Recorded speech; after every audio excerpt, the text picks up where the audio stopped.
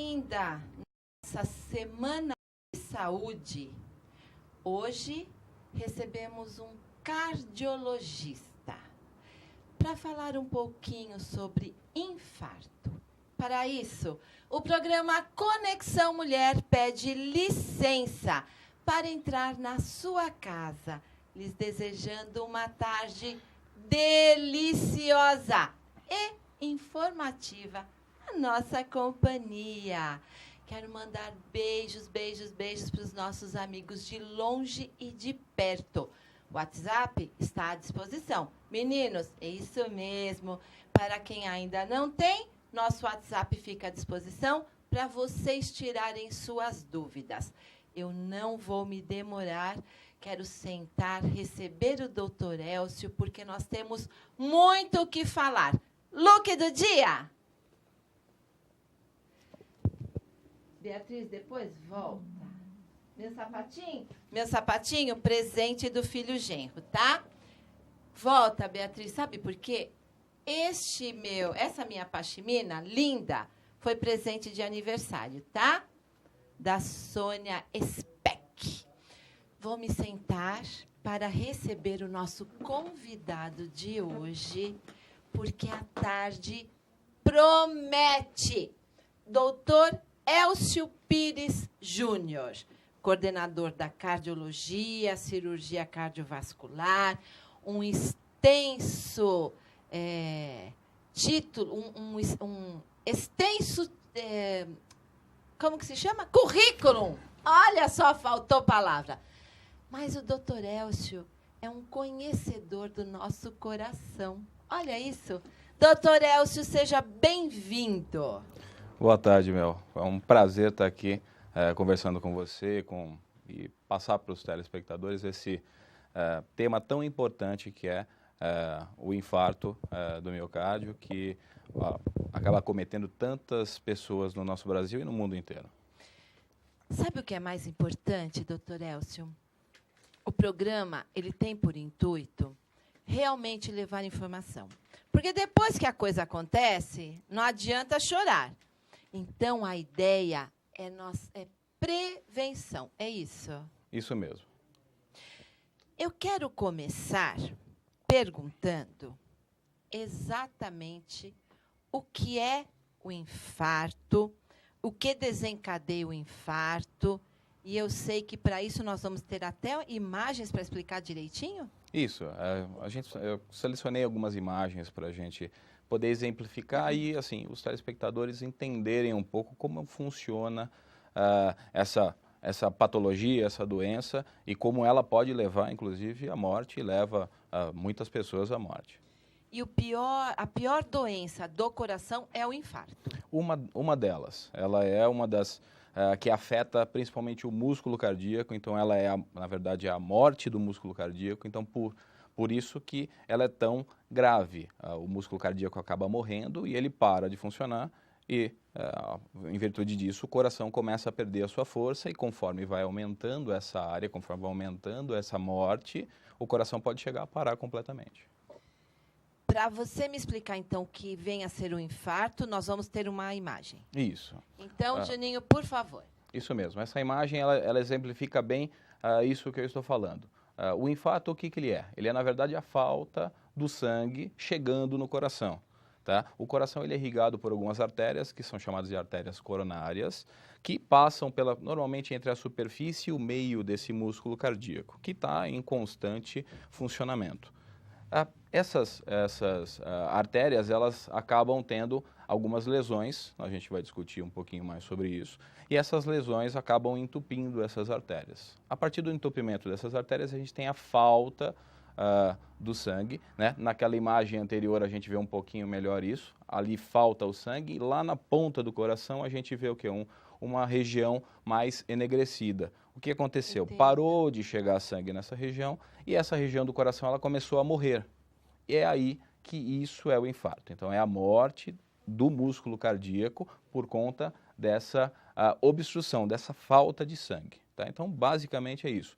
E todos os sintomas e tudo o que vai acontecer a partir disso vem por conta da morte do músculo cardíaco. Aí a segunda imagem. Ela mostra mais ou menos a mesma coisa, um pouquinho mais focado na artéria coronária. É isso que eu ia com essas perguntar, lesões. ali é uma artéria. Isso, é uma artéria coronária que leva o sangue até o miocárdio, fazendo a irrigação, e aí ao faltar o sangue, como o músculo cardíaco tem uma intensa atividade, ele acaba sofrendo e acaba morrendo por falta desse sangue. Perfeito. Temos mais uma imagem? Isso, aqui na verdade, ele exemplifica um pouco aquilo que eu falei sobre a evolução da morte do músculo. Isso pode começar abruptamente, se for um vaso muito grande e ele fechar abruptamente, você pode ter um sofrimento muito grande, muito rápido. Mas a maioria desses infartos acabam, às vezes, começando devagar. Então, eles acabam com pequenas obstruções que vão cada vez mais, essas lesões, elas vão caminhando, elas vão cada vez lesionando mais o músculo. Então, transformando esse músculo num músculo inativo, numa cicatriz. Então, vai tendo uma cicatriz. E a partir dessa cicatriz, o músculo não vai funcionar. E a gente instaura-se ali o infarto e a gente vai ver as consequências disso. Dependendo da extensão que nós temos desse infarto, a gente vai ter a gravidade da doença.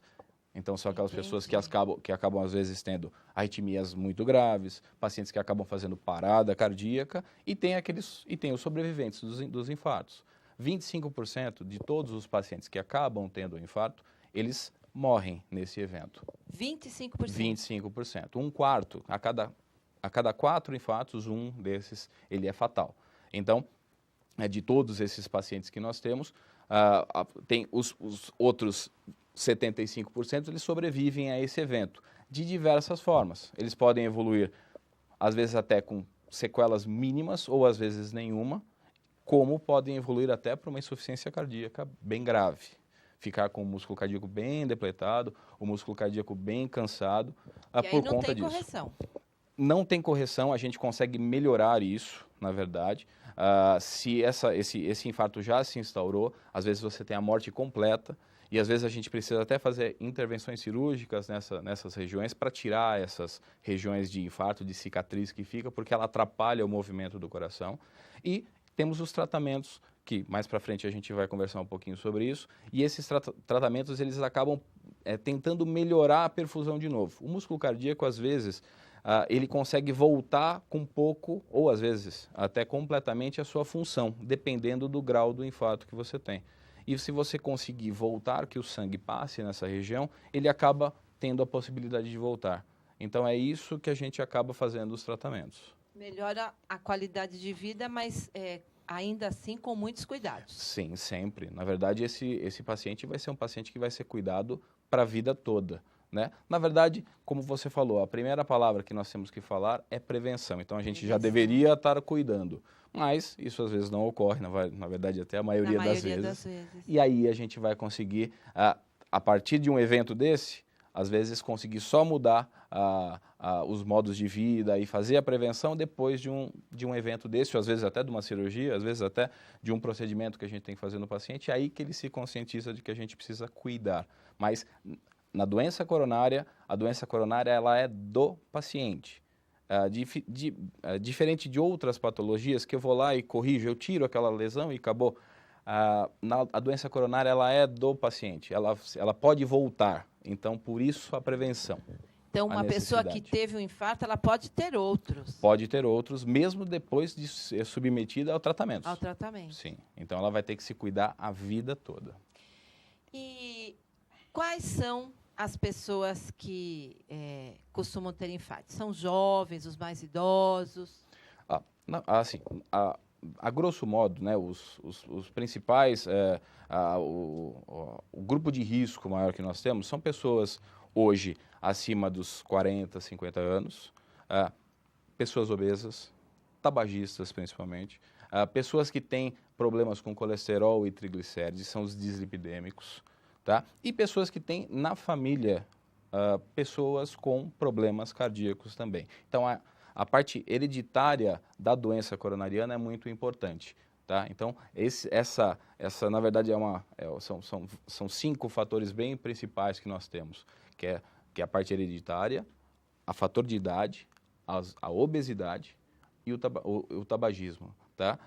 Outra coisa que entra junto também é a pressão arterial, a gente precisa cuidar um pouco da nossa pressão arterial, porque ela acaba propiciando a gente a ter doença também coronária. Mas ela acaba ficando perto desses outros um pouquinho mais, ela não é tão importante perto não é a que daqui. Mais causa não, problema. Mas é ela Também ajuda. pode. Ela acaba Entendi. ajudando a gente nisso. Aí nós temos ali mais uma imagem. Isso, essa imagem é uma imagem muito interessante. Essa ou a anterior? Essa daí mesmo. Essa mesmo. Essa imagem é uma imagem muito importante para a gente ver, porque esse é um paciente que possivelmente ele possa ter tido um infarto, tá? Às vezes a gente tem lesões dessas. Nessa pontinha da seta que nós estamos vendo é uma artéria coronária. Isso ela tá cortadinha? Isso, ela tá.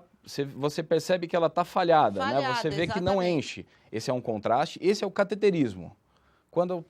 O famoso cateterismo. Nós vamos ter que fazer um cateterismo. Então, e como é feito? É uma máquina? O cateterismo é uma máquina de raio-x, é uma máquina que a gente vê o raio-x em movimento, é uma máquina constante, e que a gente pode entrar tanto por uma artéria da perna, tá? da região da virilha, ou hoje em dia nós fazemos pela artéria radial aqui do braço, né? com catéteres menores. Nós vamos lá no coração e nós injetamos um contraste dentro das artérias coronárias no próprio coração. E a partir dessa imagem que a gente vê contrastada, então você vê o quanto o sangue completa essa artéria. Então, naquela imagem anterior, a gente consegue ver bem na ponta da seta o quê? Que você tem uma falha. Então, essa artéria, se ela não infartou, ela muito provavelmente tem uma propensão muito grande de infartar.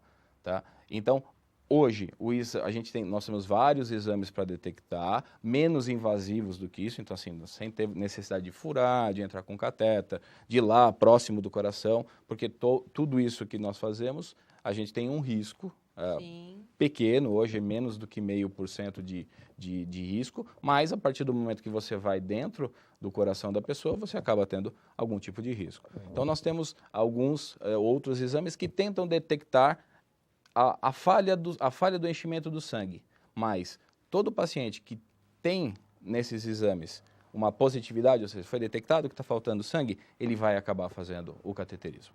O cateterismo ele é o exame final que nós temos para programar um tratamento para o paciente. Então, para a gente poder tratar hoje, nós dependemos do cateterismo cardíaco. E naquela falha que mostrou, faz o quê? Desentope aquela veia? Isso. Nós temos algumas possibilidades, na verdade, tá? E algumas indicações. Eu tenho aqui eu trouxe uma das imagens, isso mesmo, a imagem da angioplastia. São 2 tratamentos hoje que nós temos para realização. A angioplastia, que é a mesma coisa do cateterismo, então entra também por uma artéria, normalmente é pela artéria aqui da perna, tá? E nós vamos lá, como está mostrando na imagem, entramos no meio dessa lesão e disparamos por meio de um balãozinho o que o pessoal chama de molinha, a tal da molinha que todo mundo dispara, que é o stent.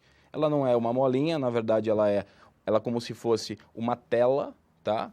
Esférica, tá bom? Que tem o tamanho do vaso. E essa tela ela vai ajudar a gente a fazer o quê? A desobstruir a artéria. Seria a última imagem. Isso. Ali ela sendo aberta, tá vendo? Essa tela. A do meio. E a última, ela sendo... o que ela faz? Ela esmaga essa placa, ela abre essa placa. E ela, hoje em dia, os stents farmacológicos, elas têm um remédio que fica sendo liberado constantemente, evitando que que essa placa que a gente quebra ela desencadeia um processo que o próprio corpo tem de inflamação e de coagulação, que pode vir a fazer um coágulo ali e fechar. Então, esse remédio, então o stent farmacológico, isso é uma evolução. Isso seria uma prevenção. Isso é uma prevenção para que não feche de novo, tá? Então, isso é um tratamento que nós temos hoje, tá? Ele é menos invasivo, nós fazemos com o paciente acordado, conversando, tá? Tem os riscos de estar desentupindo uma artéria, mas ele é um tratamento hoje... mais simples, digamos assim. Entre aspas, ele é mais simples do que uma cirurgia, principalmente no quê? Na recuperação. Um paciente desses, em 2 dias, ele está apto para ir para casa, em 15 dias começar a realizar as suas atividades mais dentro de uma normalidade. A cirurgia cardíaca, que inclusive é a minha especialidade, ela já é um pouco mais, ela já é um pouco mais invasiva, ela já é um pouco mais dura para o paciente. A gente faz aquele corte no peito, tradicional, que nós fazemos. Eu vou lá e faço, na próxima imagem, o que tá demonstrado ali. Eu faço uma uma ponte.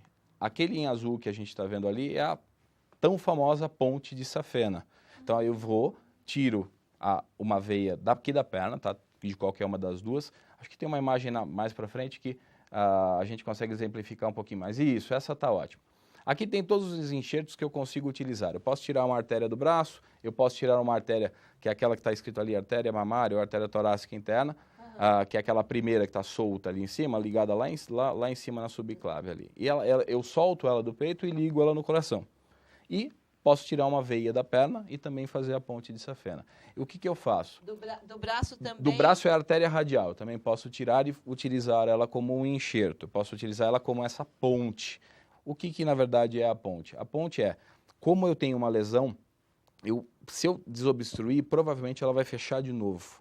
Eu vou machucar a artéria e não vou resolver o problema. Então eu deixo essa lesão onde ela está e faço um desvio. Então a ponte ela é o quê? Um caminho mais fácil para o sangue chegar aonde a gente já tem lesão. Um caminho alternativo. Isso, né? A gente, em vez de conseguir, a gente não tem uma tecnologia para ainda fazer esse desentupimento completo, tá? A gente faz o quê? A gente faz essa ponte, tá?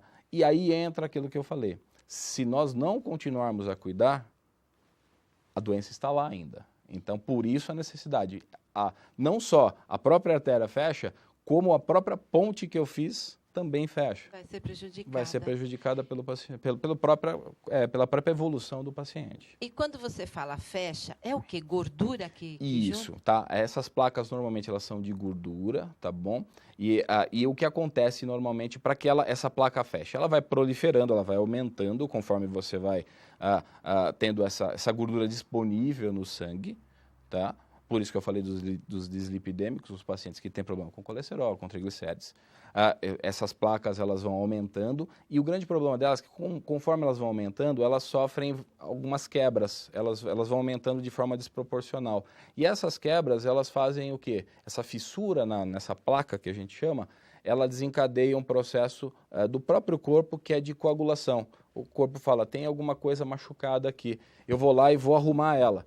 E, na verdade, o que ele faz? Ele acaba gerando um trombo e fecha essa artéria. E ela é ocluída, às vezes, completamente. A gente tem a oclusão completa, às vezes, da artéria.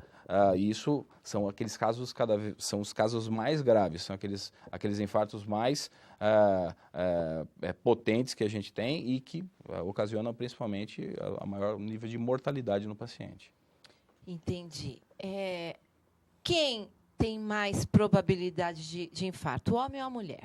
Olha, ainda fazendo a estatística, ainda é o homem. O homem ainda continua, o homem acima de 40 anos, ele continua propenso ainda a ter mais infarto do que mulher. Porém, as mulheres estão com direitos quase iguais hoje em relação ao infarto também.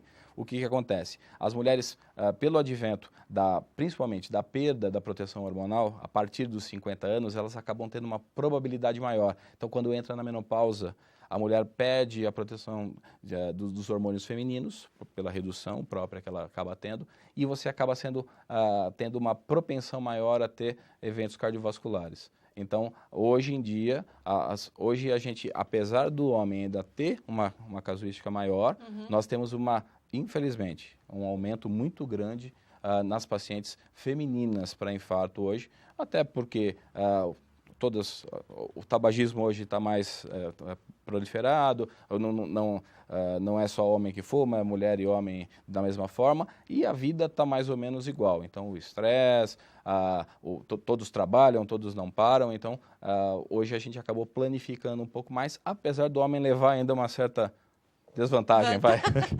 Nesse caso é desvantagem. Desvantagens. Doutor Elcio, o homem, a mulher, mas e o jovem? O jovem, ele tem, devido principalmente a fatores hoje alimentares e de condição de vida, então, de estresse, dessa vida muito ativa e das grandes cidades, e trânsito, e trabalho, e vai daqui, e vai dali, isso aumentou muito a casuística de pacientes abaixo dos 40 anos, são considerados jovens, e até abaixo de 30. A gente tem, obviamente, ainda marcado o infarto em jovem, principalmente jovem abaixo de 25 anos, ou são doenças congênitas, eles nascem com alguma alteração nessa circulação coronária e às vezes elas acabam fechando por alguma anomalia congênita que você tem sobre isso, mas o uso de drogas ainda é o principal fator de infarto em paciente jovem, em até 25, 30 anos, ainda principalmente o uso de cocaína por conta de espasmo. Ele faz um espasmo tão forte pelo uso da substância que acaba fechando essa artéria. Então a gente tem um aumento, porém, pela parte hereditária também e alimentação, aumento da obesidade, falta de atividade física, tudo isso tem proliferado a cada vez mais pacientes jovens sendo submetidos à angioplastia e pacientes sendo submetidos à cirurgia cardíaca convencional, cirurgia de revascularização do miocárdio, que é esse nome bonito da cirurgia de ponte de safena. Nós vamos ter que correr um pouquinho, porque o tempo está voando. Nós falamos sobre as causas, mas existe um meio alimentar, atividade, que nós possamos prevenir o infarto? Com certeza. Na verdade, assim, hoje a palavra que tem que ficar, eu acho, nessa nossa conversa é a palavra prevenção. É muito importante que nós tenhamos bem determinado na nossa cabeça hoje o quê? Que uma alimentação mais saudável, evitando gorduras, frituras, açúcares, produtos industrializados, o controle da diabetes e o controle da hipertensão arterial e o controle também da dislipidemia, do aumento de colesterol, triglicérides, isso é, fatores determinantes para a gente evitar o infarto do miocárdio. A realização de atividades físicas com uma certa recorrência. Não adianta ser também um atleta de final de semana só. A gente tem uma recorrência grande de atletas de final de semana. Então, aquele rapaz que vai jogar seu futebol sábado à tarde, a gente tem uma recorrência grande de pacientes que infartam fazendo isso. Ele fala, mas eu estava fazendo atividade física, mas não com uma regularidade. Né? E não tem também alteração nenhuma de modo de vida. Então, leva uma vida desregrada, comendo de tudo, está acima do peso, fuma e vai jogar futebol aos sábados, por exemplo. Ou vai correr no parque, vai tentar correr no parque de sábado. Ele está muito mais propenso a ter o infarto do que se beneficiar sobre isso. Então, a gente precisa fazer isso de forma mais frequente. Então, atividade física frequente, cuidado alimentar mais frequente e cuidado e ir procurar o médico. Muita gente tem medo, vergonha, não tem tempo, acha que não tem necessidade de fazer um check-up anual. É muito importante fazer isso. Nem que você fale assim, mas não deu nada. Que bom, que não dê nada na segunda, na terceira. Você saber. Mas melhor você pegar no começo alguma coisa.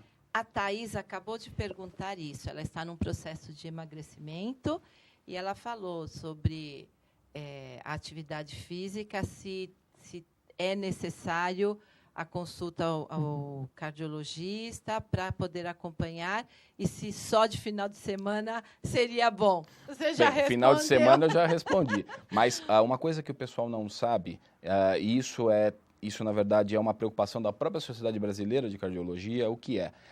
Inclusive a gente tem a diretriz brasileira sobre prática esportiva, cardiológica sobre prática esportiva, que fala o seguinte, que pacientes acima de 25 anos, nós temos a obrigação de fazermos o quê? Um teste físico, ou seja, a esteira, o teste ergométrico, e nós temos um teste estrutural, então um ecocardiograma, para ver se não tem nenhuma doença estrutural do coração, se o coração está batendo bem, se as válvulas estão boas, e se na esteira ele não faz nenhum tipo de alteração, ou arritmia, ou qualquer outra alteração, que me leve a pensar que ele possa ter um infarto, por exemplo. Então isso é mandatório. Seria o ideal que todos que fossem fazer ou personal, ou musculação, ou natação, qualquer atividade, eu vou correr no parque, vou tentar fazer isso. Procure primeiro o médico, faça esses exames todos, e aí a partir dali você tem uma liberação, você vai estar tranquilo para você poder fazer essas atividades. E nós temos alguns alimentos que podem melhorar a nossa qualidade de vida e, de repente, prevenir o infarto? Sim, na verdade, nós temos, são alguns exemplos, na verdade, são vários. Né? Nós temos aqui, por exemplo, na imagem que nós temos, temos lentilhas, alguns cereais, outros, banana, por exemplo, também. A lentilha, na verdade, ela ajuda bastante a gente, ela tem um alto teor de fibra, ela ajuda também na redução da hipertensão arterial, tá? Ela previne, ela melhora a elasticidade de vasos, ela nos ajuda. Outros alimentos até que não estão aí, até nessa seleção que a gente colocou, são as castanhas, como amêndoas, castanha do Pará, elas também têm essa função, tá? Elas nos ajudam. O alho, vamos voltar no alho. Aí o alho. O alho é que nós temos pouco tempo. Não tem problema, mas esses alimentos, eles acabam, basicamente, por exemplo, ajudando a gente no quê? Na melhora da elasticidade dos vasos, diminuindo a hipertensão arterial e prevenindo aquele acúmulo de gordura dentro dos vasos, tá? Assim como vinho, chocolate, a própria pipoca, tudo isso são alimentos que acabam nos ajudando a prevenir um pouco a acumulação dessas substâncias nos vasos. Obviamente, não é para a gente comer absolutamente só isso, o salmão também nos ajuda, tem ômega 3, age como antioxidante também, nos ajuda nisso, mas a gente tem que sempre tomar um pouco de cuidado na alimentação, porque não adianta a gente também só comer isso daqui. Sim. A gente acaba tendo, nós temos necessidade de gordura, nós precisamos comer gordura, carboidrato, proteína, tudo isso. Tudo com parcimônia. Com parcimônia e dentro de um limite. Né? Por isso que hoje a doença cardiovascular também é muito ajudada pelas outras disciplinas. A nutrição, a fisioterapia, elas nos ajudam para a gente conseguir trabalhar junto com esse paciente. Então, comer alho, lentilha, banana, castanhas, chocolate meio amargo. Isso. E aproveitar a vida. Nosso programa chegou ao fim. Eu quero te fazer um convite para que você volte, porque eu tenho certeza que ficaram ainda algumas dúvidas. Se bem que eu recebi mensagem que você foi muito bem, explicou muito bem, esclareceu muitas dúvidas. Doutor Elcio, dá para considerações finais? 1 minuto de considerações finais. Então, as suas considerações finais. Bem, primeiro é um prazer estar participando aqui, Mel. Sempre que vocês precisarem, eu vou estar à disposição para vir aqui, vai ser um enorme prazer. Que fique para os telespectadores que a prevenção, que uma mudança de vida e uma consulta médica, às vezes ela nos livra de um mal muito grande, que é o infarto e outras doenças cardiovasculares que podem aparecer e que podem mudar a nossa vida para melhor. Adoro isso! Doutor Elcio, muito obrigada. Aproveitar e mandar um beijo para a Vivi, a minha prima, e agradecer a vocês, de longe e de perto, que têm nos prestigiado. O programa chega ao fim, mas eu prometo trazer o doutor Elcio novamente para que ele possa esclarecer as nossas dúvidas. Amanhã, novamente, ao vivo, eu espero vocês, na nossa Semana da Saúde. Eu adoro trazer pautas de saúde para melhorar a nossa qualidade de vida. Beijos, doutor. Muito obrigada.